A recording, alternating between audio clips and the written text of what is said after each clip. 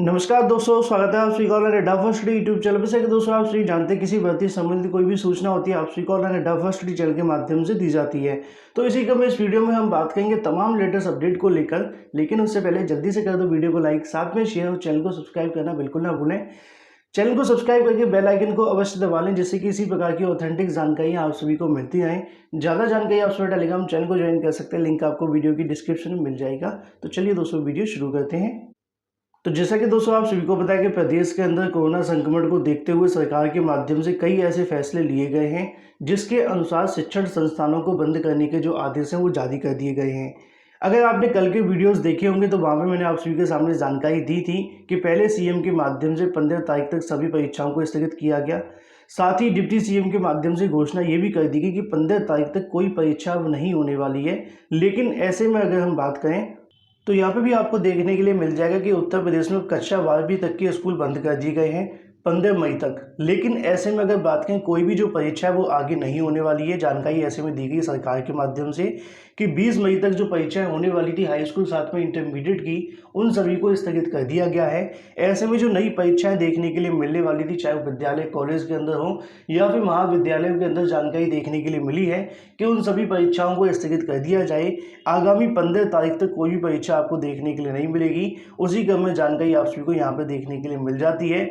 तो लगातार सरकार के माध्यम से कई ऐसे फैसले लिए गए हैं, जिसके अंदर यूपी बोर्ड की परीक्षाओं के साथ साथ सभी शिक्षण संस्थानों को जो बंद करने का आदेश है वो दिया गया 20 तारीख तक। ऐसे में अगर बात करें विश्वविद्यालय महाविद्यालय की जो परीक्षा 15 तारीख तक स्थगित कर दी गई है। उन्होंने बताया कि मुख्यमंत्री के माध्यम से अनुमति के बाद यह निर्णय लिया गया है। सीएम ने सभी शिक्षण संस्थानों को 15 मई तक बंद रखने के जो निर्देश है वो दिए हैं। इस दौरान कोई भी परीक्षा देखने के लिए नहीं मिलेगी। जैसा कि आप सभी देख पा रहे हैं कि यूपी बोर्ड की दोनों बड़ी परीक्षाओं को भी स्थगित करने का जो आदेश है वो दे दिया गया है। लेकिन ऐसे में ये तो दोस्तों बात हो जाती है यूपी बोर्ड परीक्षाओं के बारे में। जानकारी ये भी दी गई कि नई तारीखों की जो घोषणा होगी वो मई के प्रथम सप्ताह के अंदर देखने के लिए मिलेगी। लेकिन महत्वपूर्ण चीज ये है कि सरकार के माध्यम से आगामी समय के अंदर जो परीक्षाएं होने वाली थी वो सभी स्थगित कर दी गई हैं और 15 तारीख के बाद में अब कोई भी 15 तारीख से पहले कोई भी परीक्षा आयोजित नहीं करवाई जाएगी। तो ऐसे में सभी परीक्षाएं लगभग यहाँ पे स्थगित होती हुई दिखाई दे रही हैं। इसके अलावा और भी कई परीक्षाएं होने वाली हैं, जैसे कि 19 तारीख को बीएड परीक्षा।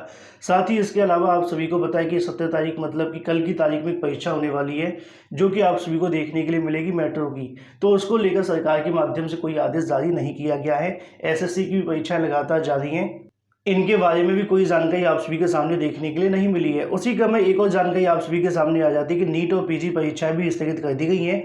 कोरोना संक्रमण के बढ़ते मामलों को देखते हुए 18 अप्रैल को होने वाली नीट और पीजी परीक्षा को टाल दिया गया है। केंद्रीय मंत्री हर्षवर्धन ने गुरुवार को यह जानकारी दी है कि वर्ष 2021 के लिए आयोजित इस परीक्षा को कहीं ना कहीं जो आयोजन था वो मेडिकल परिस्नातक कोर्स के लिए दाखिले के लिए होना था। तो ऐसे में इस परीक्षा को भी स्थगित करने का जो आदेश है वो दे दिया गया है। लेकिन ऐसे में अगर बात करें एएमयू भर्ती के बारे में, तो अलीगढ़ मुस्लिम यूनिवर्सिटी की भी जानकारी आप सभी के सामने आ जाती है कि यहाँ पे भी आप सभी के सामने जो परीक्षाएं होने वाली थी उनको भी स्थगित कर दिया गया है। बाकी इनकी जो परीक्षाओं का कारण बताया गया वो यही है कि कोरोना संक्रमण के चलते इन तमाम परीक्षाओं को स्थगित किया गया है। सेम जानकारी आप सभी को यहाँ पे भी देखने के लिए मिल जाएगी, जो कि हाई स्कूल इंटरमीडिएट साथ में विश्वविद्यालय महाविद्यालय सभी परीक्षाओं को स्थगित करने के जो आदेश है वो दिए गए हैं।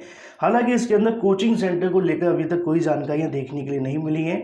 तो ऐसे में कोई भी परीक्षा 15 तारीख तक नहीं होगी, सभी शिक्षण संस्थान बंद रहेंगे। नीट पीजी परीक्षा के साथ में एएमयू परीक्षा भी स्थगित कर दी गई है। इसके अलावा और भी कई परीक्षाओं के बारे में जानकारी मैं आप सभी को लगातार देता रहता हूँ। तो वीडियो को लाइक और शेयर करना बिल्कुल ना भूलें। तो ये तो दोस्तों बात होगी सभी परीक्षाओं के बारे में। लेकिन अगर बात करें यूपी टेट और सीटेट 2021 के लिए छात्रों के लिए बड़ी खुशखबरी देखने के लिए मिल रही है। इसके बारे में इससे पहले भी मैंने एक वीडियो बनाकर आप सभी को जानकारी दी थी, जब ये सरकार के माध्यम से इम्प्लीमेंट किया गया था।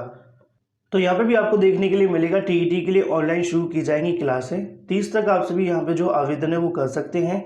इसके बारे में जानकारी मैंने आप सभी को दी थी कि यहाँ पे जो टीईटी की प्रिपरेशन करना चाहते हैं, चाहे वो यूपी टीईटी साथ में सीटीईटी की, लेकिन ऐसे में आर्थिक रूप से कमजोर हैं, अपनी समस्याओं के चलते वो तैयारी नहीं कर पाते हैं और काफ़ी लंबे समय तक नई शिक्षक भर्तियों से वंचित भी रह जाते हैं, क्योंकि उनको एक सही प्रिपरेशन नहीं मिल पाती है। तो ऐसे में राज्य सरकार के माध्यम से घोषणा की गई थी, जिसके तहत अभ्युदय कोचिंग के तहत ही यहाँ पे टीईटी के लिए जो प्रिपरेशन है वो करवाई जाएगी। जानकारी आप सभी के सामने कि प्रदेश सरकार की ओर से गरीब व पिछड़े वर्ग के अभ्यर्थियों के लिए संचालित की गई निःशुल्क अभ्युदय कोचिंग की तर्ज पर निदेशक बेसिक शिक्षा के संरक्षण में उप शिक्षा निदेशक प्राचार्य जिला शिक्षा साथी अगर बात करें, तमाम जगहों पर आप सभी को निःशुल्क कोचिंग देखने के लिए मिलेगी, जो कि टीईटी या फिर यूपी टीईटी की ऑनलाइन कक्षाओं की शुरुआत की गई है। गुरुवार को इसकी जो शुरुआत है वो आपको देखने के लिए मिलने वाली है। टीईटी की अगर बात करें, तैयारी के लिए डाइट लखनऊ की ओर से विषयवार प्रतिमाह 6 वीडियो का जो निर्माण है वो किया जाएगा। और साथ ही अगर हम बात करें 25 जुलाई तक 24 वीडियो बेशक आपको देखने के लिए मिलने वाले हैं। आगामी 20 अप्रैल को शुरुआती तौर पर निःशुल्क ऑनलाइन कक्षाओं के लिए रजिस्ट्रेशन शुरू किए जाएंगे। लगभग 350 अभ्यर्थियों के लिए प्रारंभिक हेतु मॉडल क्वेश्चन पेपर पर आधारित टेस्ट शुरुआत की जाएगी। तो ऐसे में यहाँ पे आप सभी के सामने देखने के लिए मिल जाता है कि YouTube चैनल के माध्यम से आपकी जो ऑनलाइन प्रशिक्षण है वो देखने के लिए मिलेगा, क्योंकि कोरोना के चलते ऑफलाइन जो कोचिंग है वो नहीं होने वाली है।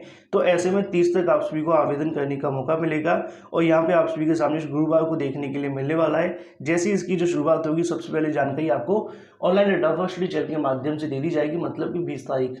वहीं दूसरी तरफ बात करें टीजीटी पीजीटी 2021 की भर्ती के बारे में, जैसा कि आप सभी जानते हैं कि अक्टूबर 2020 में इसका जो विज्ञापन है वो जारी किया गया था, लेकिन शासन के अधिकारियों की गलती कही या फिर लापरवाही, उसके चलते 4 महीने बाद इस विज्ञापन को दोबारा से जारी किया गया, मतलब कि पहला निरस्त किया गया।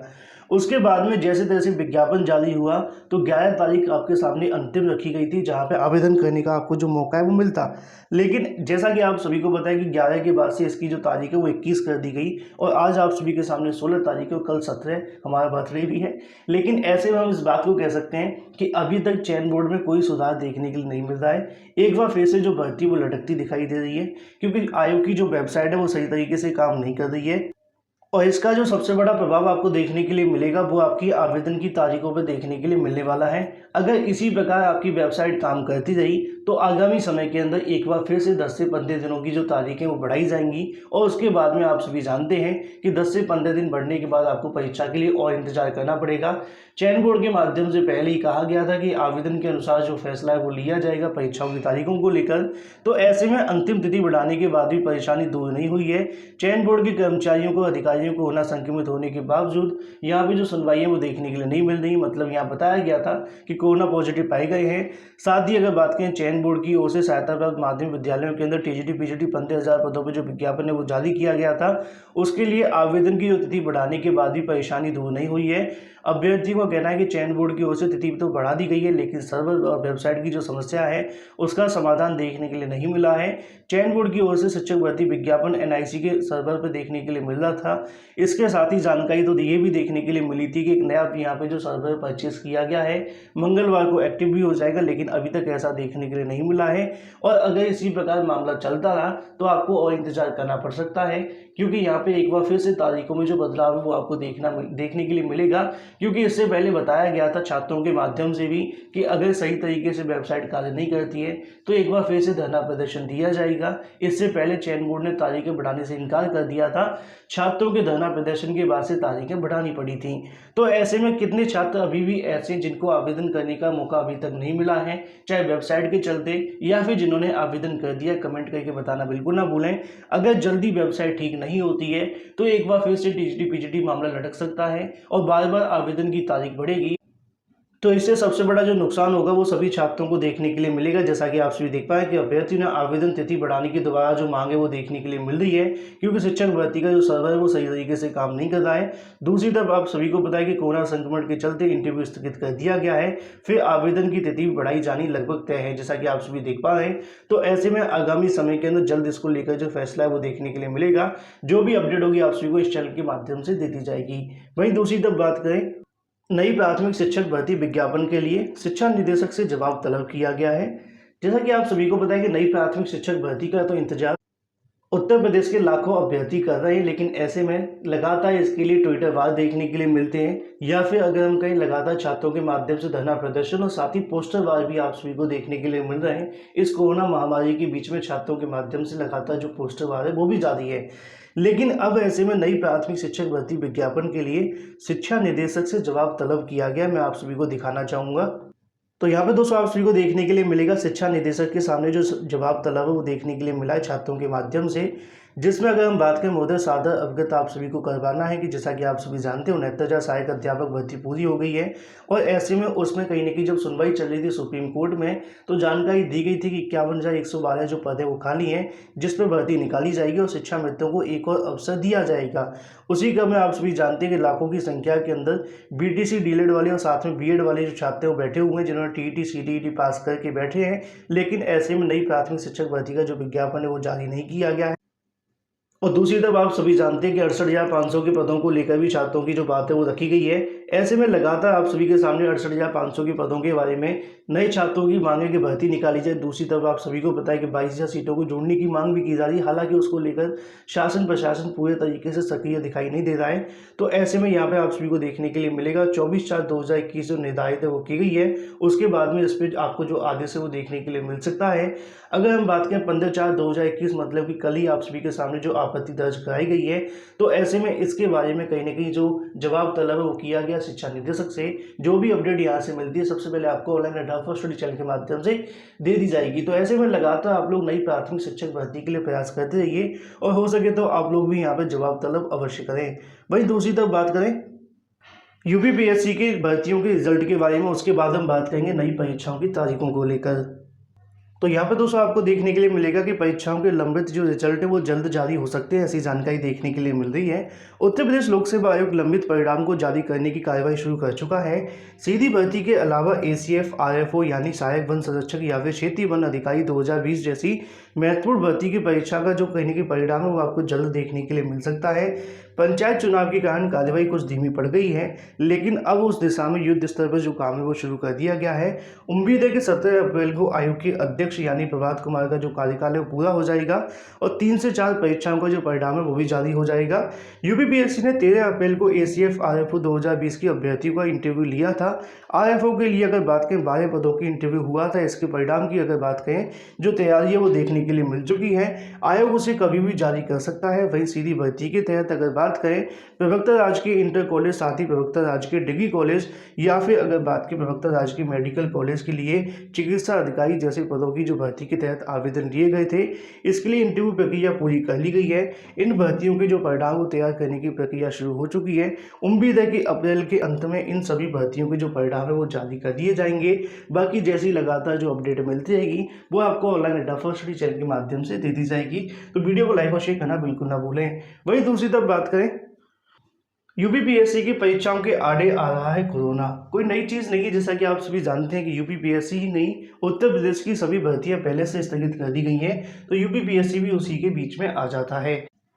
उसी को लेकर नीचे लिखा है कि कोरोना संक्रमण बढ़ने की वजह से उत्तर प्रदेश उच्चतर शिक्षा सेवा आयोग के माध्यम से प्राचार्य पद के अभ्यर्थियों को इंटरव्यू स्थगित कर दिए गए हैं। इस महीने ना तो इंटरव्यू होगा और ना ही शैक्षिक दस्तावेजों का सत्यापन किया जाएगा। इसे देखते हुए प्रतियोगी अब उत्तर प्रदेश लोक सेवा आयोग से भी इसकी जो मांग है वो कर रहे हैं।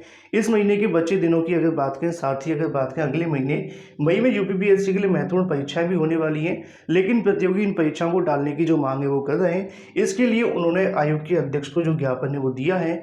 लोक सेवा आयोग की 17 अप्रैल को प्रवक्ता, साथ ही आप सभी को बताया कि राजकीय डिग्री कॉलेज की जो परीक्षा होने वाली थी उसको यहाँ पे स्थगित कर दिया गया है।